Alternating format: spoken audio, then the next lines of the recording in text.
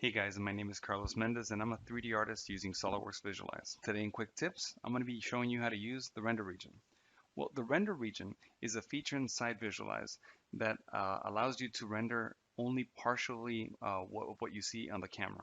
This is helpful because it saves quite a bit of time and it kind of makes sense when there's an update to the rendering that is very small and you have very little time to do it.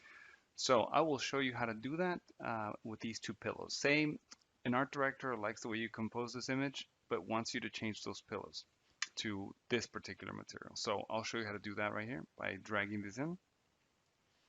All right, we're going to copy them on both. All right, beautiful. That's exactly what he wanted.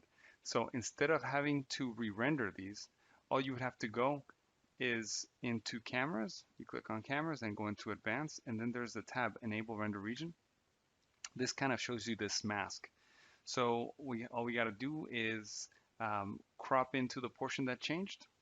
Give it a few pixels on both X and Y, because there's always light that bounces and changes the color of the surroundings. But just give it a little bit.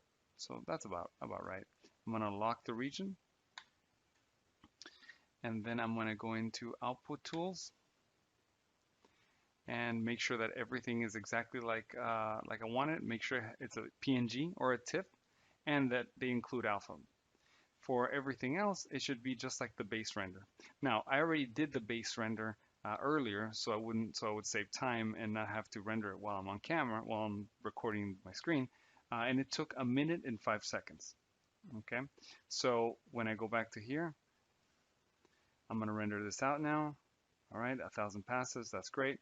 I already rendered this, so I wouldn't have to do it on camera as well. So I'm gonna say close, and you would render that, and then we could switch to Photoshop again, and I'm just gonna drop the render region, and it perfectly fits. And that's the great thing about this tool. This portion that was rendered right now, let me isolate it so you can see it's only this part, just like we selected on Visualize. Took 15 seconds. So that's like 1/5 of how long it took to render everything else. So you can extrapolate how much time you could save if what you're rendering is a part or a mesh that has, like 1,000 parts with 1,000 materials. You could really save hours to potentially days.